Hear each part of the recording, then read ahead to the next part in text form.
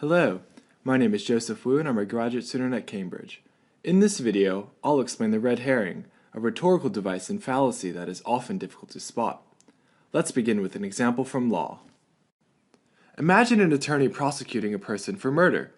The attorney stands up before the jury and says this: "The defendant today is guilty of a horrendous crime. He murdered the victim not with a gun, not with a knife, but with a chainsaw. This was an awful way for the victim to die."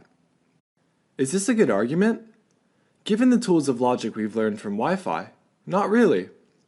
The attorney is supposed to be arguing for the claim, the defendant committed murder. But the attorney appears to be arguing for a slightly different claim. Being killed with a chainsaw is an awful way to die. Notice, however, that the second claim does not provide evidence for the first. It doesn't follow from the fact that death by chainsaw is horrible that the defendant actually committed the murder. In this scenario, the attorney has used the red herring since she's distracted the jury with a point that seems relevant, but actually is not. A red herring occurs when something is introduced to an argument that misleads or distracts from the relevant issue. The term originates from a past practice that involved dragging a strong-smelling red herring across one's trail to throw dogs off the scent. Similarly, people often introduce irrelevant details into an argument to divert attention from the real issue at hand. The red herring falls under the broader category of fallacies of relevance. These are fallacies that arise when a premise, whether true or not, is not adequately related to the conclusion. Two other common fallacies of relevance are appeals to authority and ad hominem arguments. Of course, the attorney probably intentionally introduced the red herring in her statement. The attorney may be trying to establish a link in the jury's mind between these two seemingly related claims.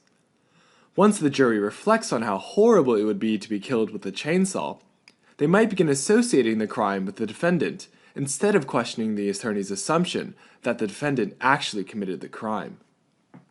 So while some red herrings are accidental, often they are intentional. This is especially true in politics. Suppose a reporter asks a politician this: "How will you improve access to healthcare?" And the politician responds, "It's a tough issue. Many good things are happening in healthcare now, like the recent bill that increases cancer research funding. It's like our foreign policy. I'm making good things happen there too." This is a classic red herring on many levels. First, the politician deflects the issue of healthcare access to foreign policy, hoping to shift the attention to another subject. Second, the politician points to the recent bill that increases cancer research funding. Though related to healthcare, it's unclear how more cancer research funding is relevant to healthcare access. These are two separate issues. The tactic here is to divert attention to a seemingly related subject everyone can agree upon. Since presumably everyone thinks more cancer research funding is good, the politician can deflect attention to this agreement and avoid the more controversial question on healthcare access. Finally, the bill to increase cancer research funding may itself be a red herring if it fails to address the root issues in healthcare. Often, policies generate vigorous debate because they are flashy or controversial, but ultimately distract from meaningful reform.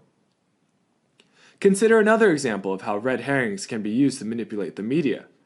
One way to do this is to make outlandish statements that make good stories. Suppose, for instance, you accuse your political rival of being unfit for office because he hates pizza. Clearly, one's dislike of pizza is irrelevant to one's political abilities, but the absurdity of the claim is enough to spark a conversation that ultimately distracts from more meaningful issues. This can be a very powerful strategy. If the media spotlight is on the ridiculous pizza claim, this gives yourself more coverage, and it prevents your opponent from controlling the conversation. Here's one last example. Suppose you are debating the best drink to have with dinner, and your friend argues this: "Look, whiskey is amazing. It's delicious. I once traveled to Scotland, which is a gorgeous country, and they just have the nicest people there. It was a great time. And even when I traveled to France, the wine was delicious, but I'd still rather have whiskey with dinner." There's not much here that supports the conclusion that whiskey is the best drink with dinner. In fact, the passage is full of tangents that make it hard to follow the argument. This maneuver is a version of the red herring in which unnecessary details are included, often to confuse opponents or hide gaping holes in an argument. As a result, it becomes extremely difficult to criticize the argument when it is so difficult to identify. To some, red herrings can take a number of different forms, such as arguing for the wrong conclusion, responding to the wrong question, making outrageous claims, going on tangents, and offering shallow responses that fail to address the issues at stake. Have you heard of a red herring recently? If so, please share it below. Thanks for watching. To subscribe to Wireless Philosophy on YouTube, click here.